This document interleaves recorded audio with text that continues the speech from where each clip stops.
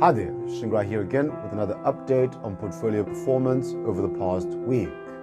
On a one-week basis, we saw portfolio returns somewhat flat, with returns ranging from minus 27 basis points for CBAM 1 V2 up to 5 basis points for CBAM portfolio number 4. We saw strong returns from European smaller companies, with Schroders returning 2.19%, alongside European LNG European Index Trust up 1.57%, as investors continue to mark that strong PMI data from manufacturing, especially rather from services, especially coming out of Europe, and also that improvement of manufacturing PMI data out of Europe as well, alongside some robustness in the jobs market, and also supporting the argument we've been hearing on a year-to-date basis, as you hear later, that Europe has managed to almost avert a recession and also managed to contain rising energy prices.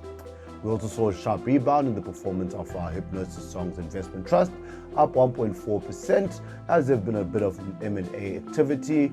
with some catalogs being sold and bought, really beginning again to test that investment thesis and give some proof to the underlying thesis for the Songs Investment Trust. We continue to see some headwind for Chinese equities, both from Bailey Gifford and also from Columbia Threadneedle, both down more than 1.29% on a one-week basis, as we continue to hear those rising of geopolitical tensions between the US and China, first with the spy balloons, and also some cozying up with Russia on the side of the Russia-Ukraine war, and then some talk of more recently around the state-owned enterprises from China sort of stepping away from being audited by the big four auditing firms, with the reason being given for data protection.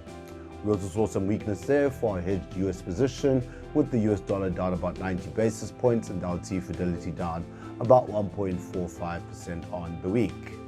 Switching over to a quarter-to-date basis, 4 out of 10 of the CBAM portfolios outperformed their respective benchmarks, with returns being relatively risk-on, CBAM 5 returning 5.73%, down to CBAM 1 returning 2.72% on a quarter-to-date basis.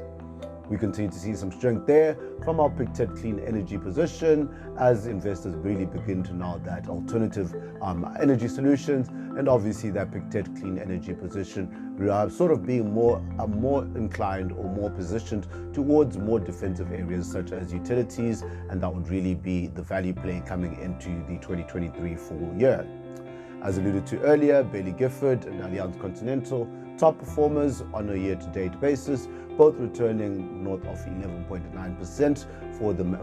the factors listed earlier, and also beginning to look forward ahead to see what happens to that jobs market in Europe and how they manage to contain that energy price crisis, which they seem to have avoided by and large, as it begins to become warmer in Europe as well.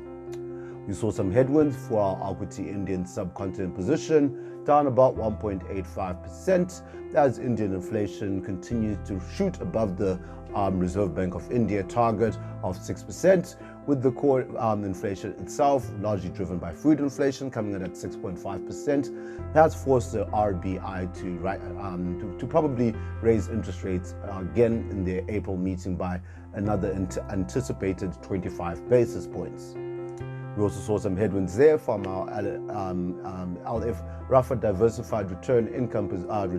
position, down about 80 basis points, as they're gearing towards more index-linked position, especially with regards to longer duration government bonds and gilts, has obviously worked as a negative in a market where bonds have not necessarily been doing well on a year-to-date basis.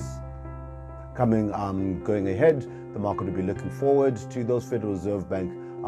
meeting minutes from their January 31st meeting, and looking for any clues of hawkishness coming from the Federal Reserve Bank of America, and that saw the American markets down earlier in the week about 2%, but futures trading positively as investors just wait to mull over those minutes.